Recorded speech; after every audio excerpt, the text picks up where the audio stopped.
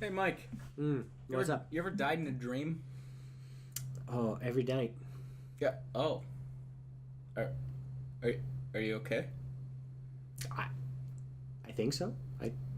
Yeah. I have a hotline you can call. Really? What? It's 1-800.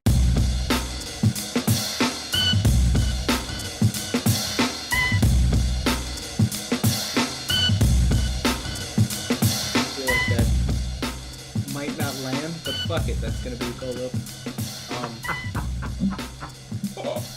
I was gonna say it feels like The Prestige. You ever see the movie The Prestige? I have seen the movie The Prestige. It's kind of like that. It's kind of like that feeling.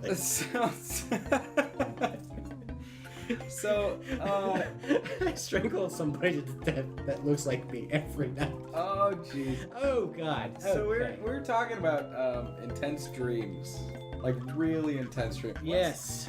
First item of business. What is the most intense dream you've ever had? Well, I think it's a. Let me put it this way. It's like a tie between two of them. Okay. Where one of them, it was really like an intense high school dream, where I come into school, right? Yeah. But as soon as you walk into the main doors of the school, it is the showers of the men's room. Okay. And that is amazing, right? But it's something. and not only that, Okay. it's the girls from the cheerleading squad that are showering. Okay. And I get with the crush of my day like right in the middle of school, and there's lockers in the middle of the shower too, so people are like grabbing their books and going to class, and there's the shower, but nobody's paying attention. It's like normal, like nothing's different. Yeah. And I gotta say, I woke up with just like wishing that dream continued on forever. Like that I never left that world, that universe. Oh. Because it was amazing. Okay. Lots of girls interested in me. Do you need to take a cold shower right now? Or... Oh no, well, maybe, yeah. Let me come back. All right, we'll wait. Okay, so Mike's back, everybody. That was great. Good shower. Yeah. See, it's funny because the intense dreams that I've had have always been nightmares. Nightmares. Yes, well, I've had those too as well. Yes. See, yeah. The weird part, the most recent one, and this was just intense in the forms of like feeling it, I guess you could say. So in the dream, somebody, it was just this random person, right? Like they pissed me off in some way. I don't remember what it was. Okay. But in the realm of this universe, you could die at any time and just come back. And that was just a thing that you could do in the stream universe.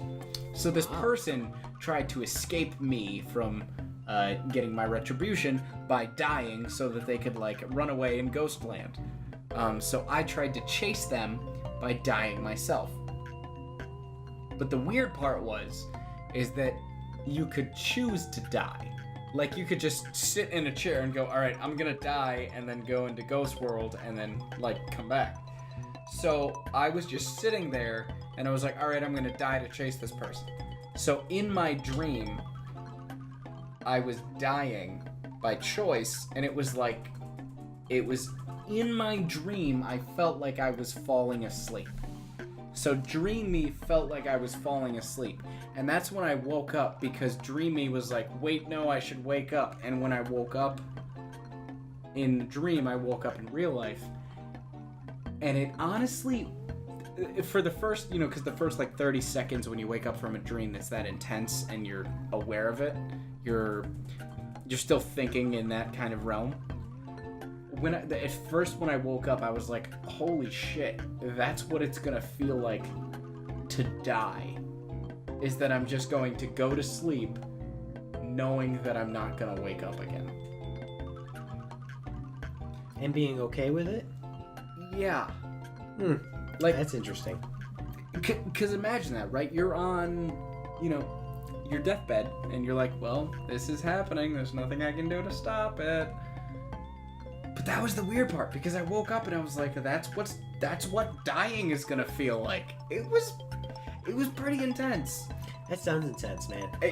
And it was just that feeling. I woke up and I was like, oh shit.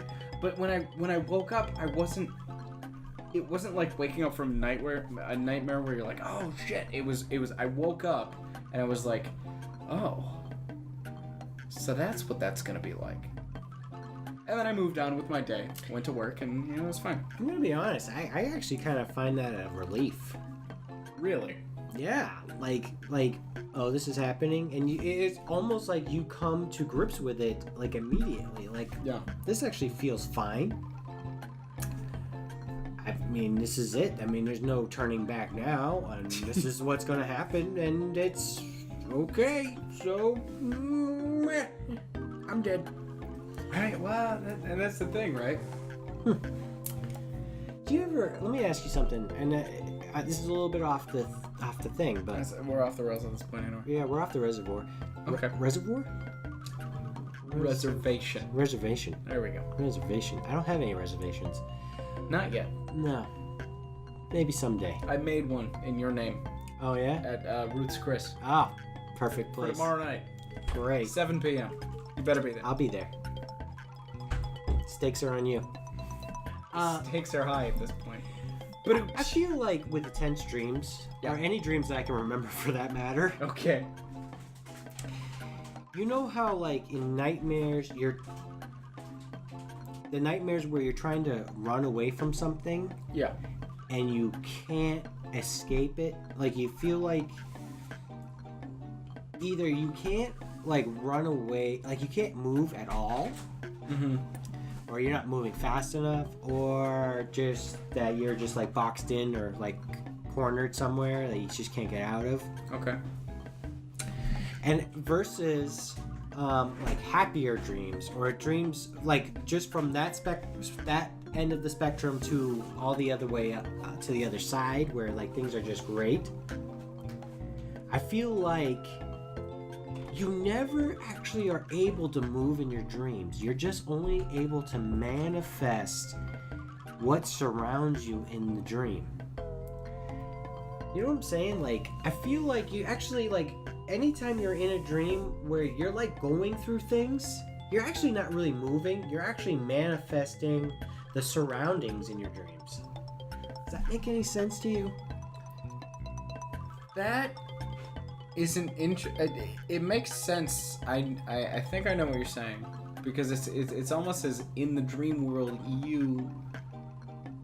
your perception of your consciousness in the dream world is the center of the action. So everything happens around you. Even if it feels like you're walking through a room, it's actually perceived as the room is moving around you. Yeah. But like when like you know like see that I would agree with that to a point. I have had dreams where that definitely is the feel, but I also have had dreams where it definitely feels like I am moving through the environment. Like one of the earliest dreams I remember, and this is only because it's a nightmare. I was like 5 or 6. And this is when I was still living in Pennsylvania. The dream was that, because in Pennsylvania we had a 2-story house, and there was a huge backyard, and there was a 3-car garage, because it was the fucking Pennsylvania, it was sub-rural areas, so it was cheap property. lots of land. Yeah. So me and one of my neighbors in this dream were running through my backyard, and a bunch of hands were popping up through the ground. They were like zombie/mummies. And so we were running away from these zombie mummies, and then we ran through the backyard, and I felt myself running through the backyard into the garage, and then eventually they were popping up through the concrete floor of the garage, and then there was a big mummy that just like came down and was about to kill us, and then I woke up. But in that dream, it did not feel as if the environment was moving around me. It felt it felt as if I was moving through the environment. That's interesting. And you know, I mean, I guess I don't maybe not remember anything specifically like that because, man, I have a real hard time even remembering the most intense dreams I've had. But I feel like even it's like almost like you're on stage, right? Yeah. And the stage crew is like moving the set around you as if though you're like transferring into other scenes, but you're going like maybe 1 or 2 feet to your block set, and well, then it would make sense. I mean, considering the fact that like when you're in the dreamscape, it's your consciousness, right? Like it's just your consciousness fucking around. it could be it, and that could be just my personal like experiences with dreams. Because I mean, you know, who knows? Well, dreams are very much like live theater. And you are the one person in this one person show. And everything else that happens is solely for the benefit of not only the player, but the audience, who is also the player. You know, that brings up a great point that, you know, that Nightmare on Elm Street was based on a true story. Yes, you said something about this. Yeah, the fact that Wes Craven, who wrote and directed Nightmare on Elm Street, got the story from basically there was Asians. Yeah. Asians. No, I'm sorry. They were Asians. Yeah, they were Asians from. So they came to America. Yeah. And they had basically these really intense nightmares. Mm-hmm. And they had to, essentially, they died from a syndrome, nightmares syndrome in their dreams. Yeah. I have to look it up right now. Basically, it is a sudden unexpected death syndrome. Or also, their official cause of death was listed as probable cardiac arrhythmia. But it was something where they had these nightmares in their dreams, and then they died in their sleep, basically, essentially. Well, I mean, that's a thing that can actually happen. I mean, if you experience a nightmare to the point where your body, because when you have a nightmare, your body like raises. That's why your body raises. Your Raises the dead. like your heart rate or whatever can raise. Like I've woken up from nightmares going like heart rate super fast. You know, breathing is just like. That's a thing that can happen. So if you don't wake up from that shit, you're gonna die. And it just makes me wonder what happened to these particular people where they all experienced the same shit in their nightmares that they all just didn't wake up from and they fucking died. It's amazing, right? It's almost like when you take into account like people who do a certain drug and like 30 different people do the same drug at a different time and all have the same hallucinations. What is going on there? Because they're not the same people, they don't know each other, and yet they're hallucinating the same shit? Something's gotta be there. It is definitely spooky, and it definitely like leads you to wonder about like things that are obviously you can't explain with normal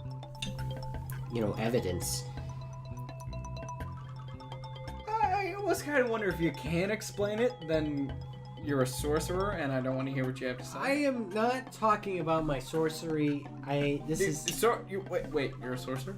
No, I'm not a sorcerer. Are you a sorcerer? Yes or no? No. It's official. I'm not. Fucking. Are you a goddamn sorcerer? I am not a goddamn sorcerer. All right, swear on this Bible I right here. swear Are you on a this. sorcerer? Ow! Damn, that's hot. Oh shit! Fucking coffee shop!